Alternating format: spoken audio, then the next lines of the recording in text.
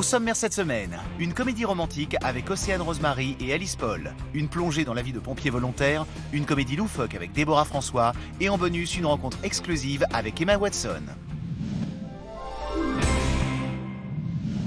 Océane Rosemary co-réalise avec Cyprien Vial Embrasse-moi, l'adaptation de son spectacle La lesbienne invisible. Elle y tient également le rôle principal aux côtés d'Alice Paul. Dans Embrasse-moi, Océane Rosemary collectionne les amis et les ex-petites amies. Quand elle rencontre Cécile, cette fois elle en est sûre, c'est la femme de sa vie. Mais sera-t-elle capable de mûrir un peu pour la conquérir? J'ai un truc à vous annoncer. J'ai rencontré la femme de ma vie. Ne me touchez pas! Ne me touchez pas! C'est reparti pour un tour. En tout cas, je sais pas vous, mais moi j'ai aucune envie de recommencer une histoire. De toute façon, ça risquerait pas d'arriver, je laisse sortir. Ouais, moi pareil. J'adore rester chez moi, posé, tranquille. Alors, tu la baises? Cécile, Fantine, Cécile. On s'est un peu embrassé, mais ça compte pas, hein. S'il n'y a pas pénétration, ça compte pas. Lâche-moi! J'ai rien fait! Lâche-moi! Il y a 2 écoles, quand même. Les Hommes du Feu est le nouveau film de Pierre Jolivet avec Roche Dizem et Émilie Dequesne. Avec ce long métrage, le cinéaste souhaitait rendre hommage au courageux travail des pompiers volontaires. Dans Les Hommes du Feu, Philippe dirige une caserne du sud de la France confrontée à un été chaud et à de nombreux départs de feu. Entre pression sur le terrain et tension au sein de la brigade, Pierre Jolivet propose une plongée dans la vie de ses héros du quotidien.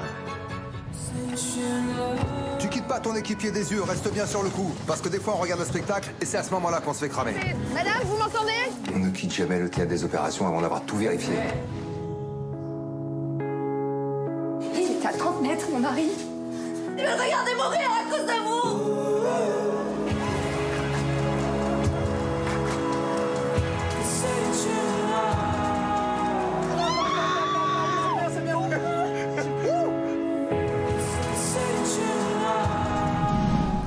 Loue-moi est une comédie emmenée par Déborah François et Alison Wheeler. Léa, 27 ans, n'est pas la brillante avocate qu'imaginent ses parents. Avec sa meilleure amie Bertille, elle a monté une agence proposant de se louer pour tout type de mission. Mais malheureusement, Léa va recroiser la route de son amour de jeunesse et une suite de situations délicates va s'enchaîner. Bouquet partenaire, bonjour. Tu te loues. C'est du service à la personne. C'est un métier, ça? Bah ouais. Et tes parents, tu vas leur dire maintenant? C'est cabinet d'avocat, t'es toujours contente? Oui. J'ai un métier super, vraiment. 9 fois sur 10, on me prend pour une pute. Ouais, non, faut peut-être y aller étape par étape. Ma mère me gonfle pour que je me remette avec mon ex-femme. On s'est séparés il y a moins d'1 an quand on s'est rencontrés avec Manu. Et ça, ils le savent pas. Léa, mais qu'est-ce que tu fais là? Vous connaissez? On est sortis ensemble au lycée. Putain, mais t'es avec mon frère. Manu bébé. Je savais pas que c'était ton frère. Tu vas pas lui dire que son frère est gay pour arranger tes petites histoires, hein. Tu serais dispo pour un petit déj? Si c'était pas ma belle-sœur, ce serait un super plan drague. Oui, mais je suis ta belle-sœur.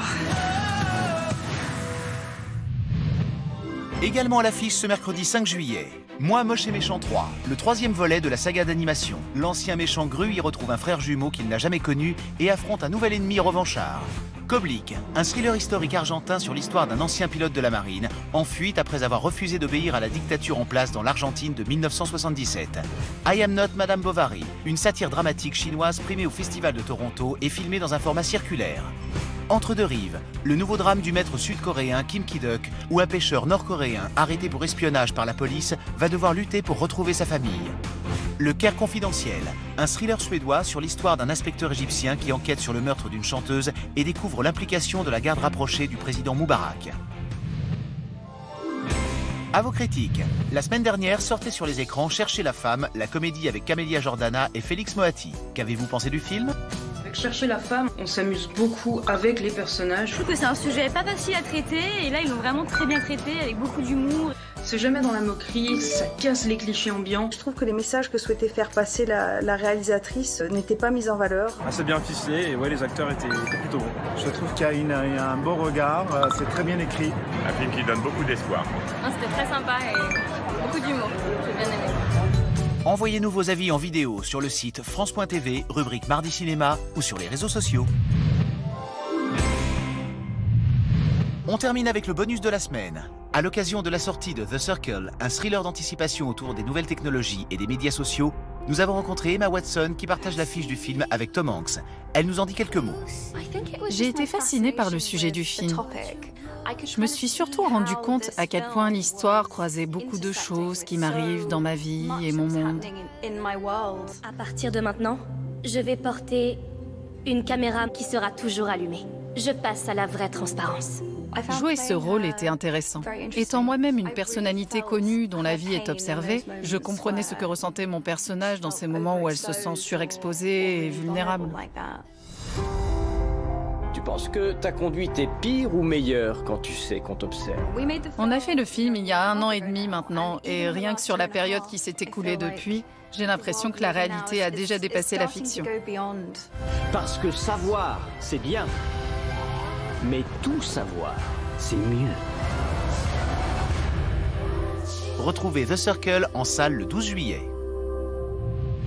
Mardi Cinéma l'hebdo, c'est fini. On se retrouve en septembre pour toutes les sorties ciné de la saison prochaine. En attendant, retrouvez-nous sur France.tv, rubrique Mardi Cinéma et sur les réseaux sociaux.